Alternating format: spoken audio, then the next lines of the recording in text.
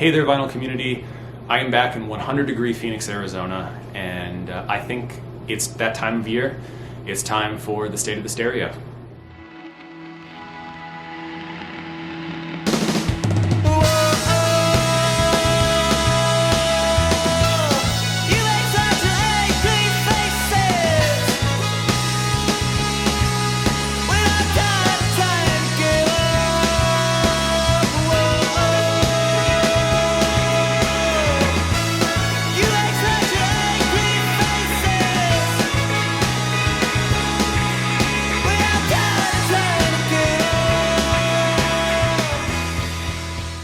As you can kind of see behind me, things have changed a lot in my stereo this year.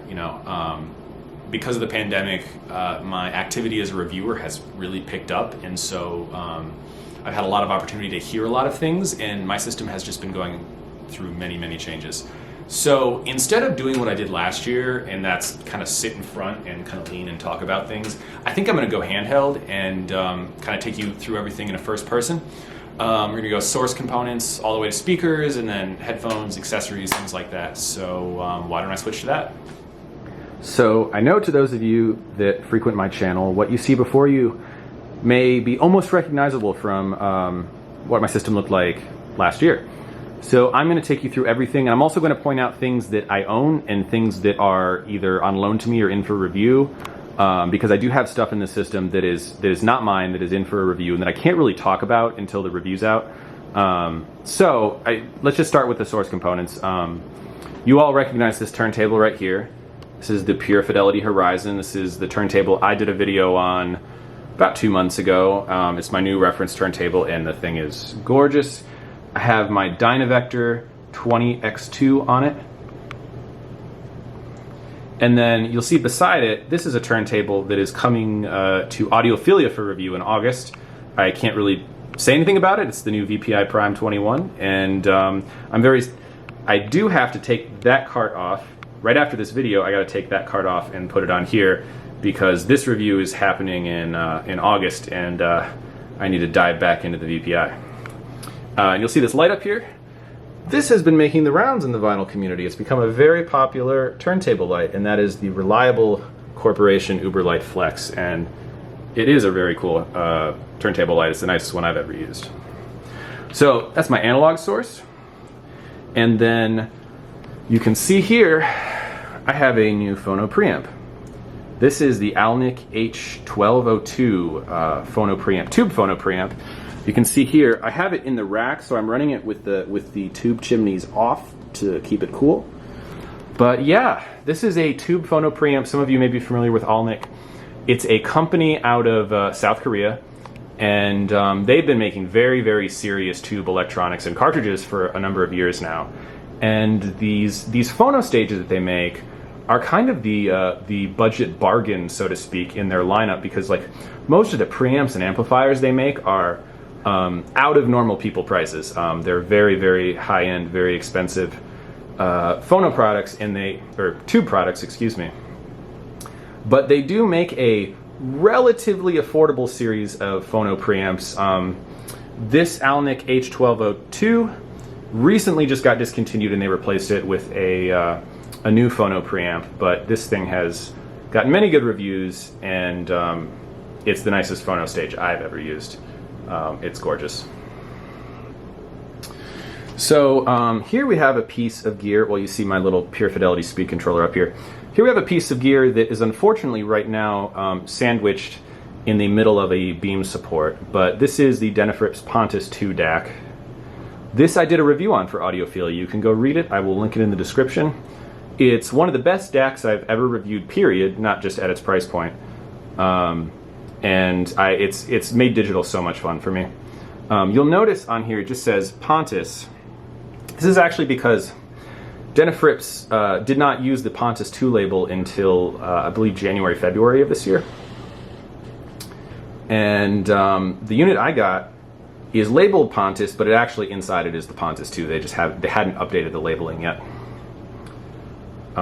If you haven't ever listened to one of these Chinese R2R DACs, especially the Denafrips units, check them out, especially if you're not really a digital person like I am not. These Denafrips DACs are pretty amazing. So, moving along the chain. Well, actually, I should just briefly, if anyone's wondering what this is the Metronome DSS streamer. I've got it down here because that's the only way my Ethernet cord would reach. This is coming for review in Audiophilia in July, so very soon after this video goes up, you will be able to read the review of this gear. Here is my preamp, the good old Macintosh C712 preamplifier and matching MC7150 amplifier. This is nothing new, I've had these for years. Over here, another thing I've had for a very long time is the Oppo 105D Universal Disc Player. So I've got this running to my Denafrips for CDs and for my kind of hard drive music server. I have a hard drive plugged into the back via USB.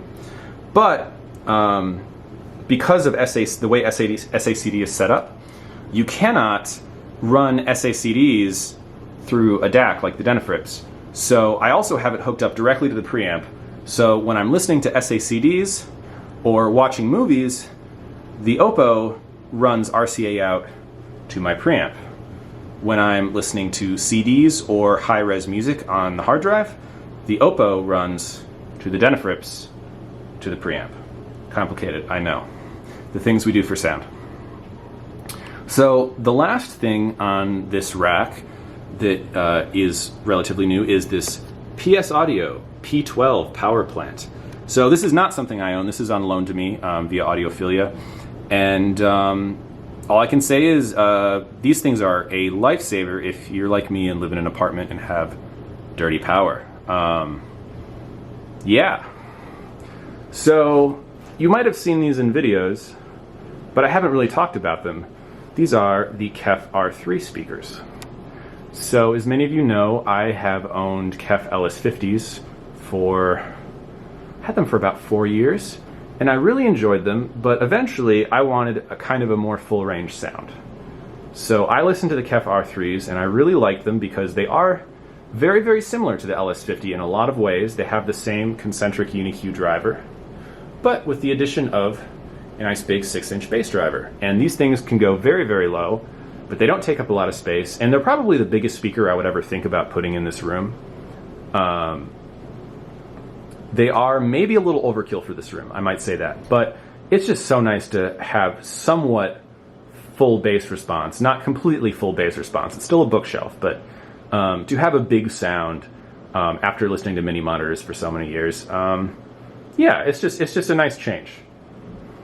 And these are on some Monoprice monolith speaker stands that I filled up. Each one of these big fat square columns you can fill completely up with sand. And so I did that on both of these. Completely filled up with sand. And that makes them very heavy and very inert. Because these R3s are not light speakers. These things are like 30 pounds on their own. So, yeah. So most of the cabling is the same. I still have my Kimber 8TC speaker cables. And back behind here, I'm using a Shinyata Venom power cord to run from the P12 to the wall. And I'm using some various other source power cables to run from things like the Phono Pre and the DAC and the Oppo. I think pretty much all of them are the entry-level transparent power cables from the company Transparent Audio. And most of my interconnects are still either, I think, Timber interconnects or AudioQuest Golden Gate. And then for most of my digital connections, I'm using AudioQuest Forest, those green Forest interconnects, pretty basic like USB and HDMI cabling. Okay, well that's the main stuff. I switched back to third person to kind of finish the video with the headphone setup. So this is actually connected to the main rig via a very, very long set of RCA cables running from the preamp. But Most of you who watched last year's video recognize the Focal Clear headphones. These things are some of the best headphones I've ever heard, and I still continue to love them. Very comfy, very good sounding. One of my favorite dynamic driver headphones.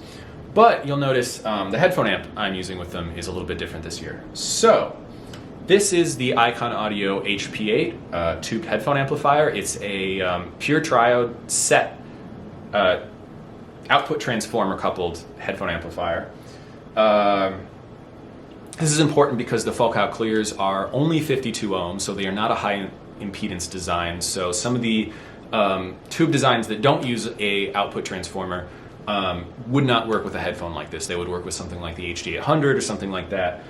But because of the output transformer coupling and the output impedance setting here, high, low, medium, these actually pair perfectly with the Focals.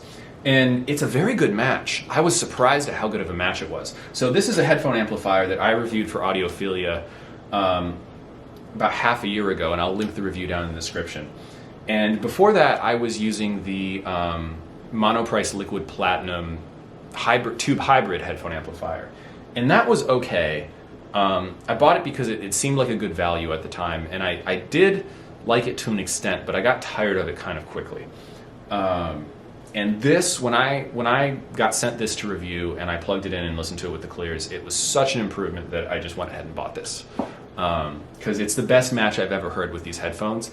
And that is including Focal's own Arche headphone amplifier. Yes, I did have the Arche headphone amplifier on loan. I did a review on it.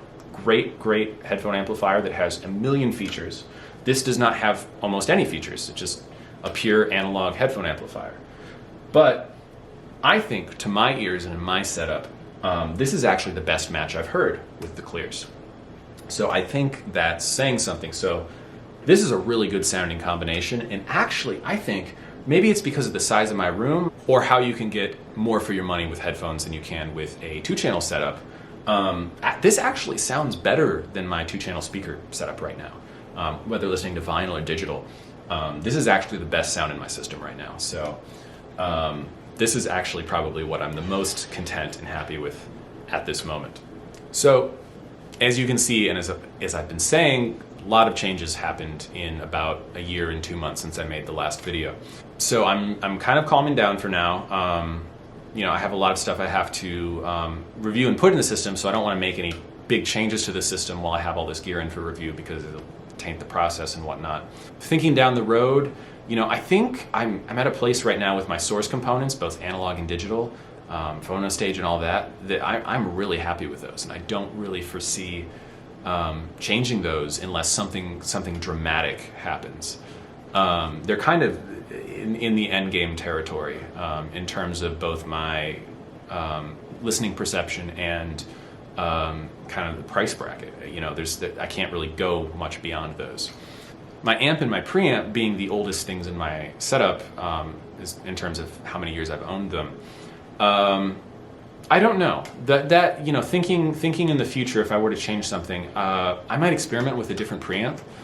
Maybe go to a tube preamp, maybe something from like either Icon or Prima Luna, or one of those brands. I don't think I want to go tube power amp. For one thing, it's Arizona.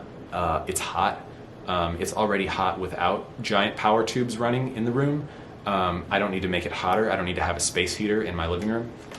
So I think either tube integrated or tube power is out of the question. However, a tube preamp is something I could probably swing. So, in another year or so, I may experiment with that. And that's really the only changes I'm foreseeing in the future. But who knows? The further I get into the hi-fi industry, the further I understand that systems are always going to be in flux, and you're always going to be looking for something new, something different, a little tweak, a major change, and when you change one thing, you may have to change another thing. But at the end of the day, this is all in service of the music. So at some point, I have to stop worrying about it, sit down, and put on a record, which is what I think I'll do after I finish this video. So I hope you enjoyed this annual rundown of my hi-fi 2-channel setup, and If this is your first time on the channel, please hit the subscribe button. I do content, hi-fi content like this, vinyl record content, general audio and music nerdery content. For those not new to the channel, thank you for continuing to watch and support me as I go through this wild journey that is hi-fi audio and vinyl records. So until next time, cheers VC.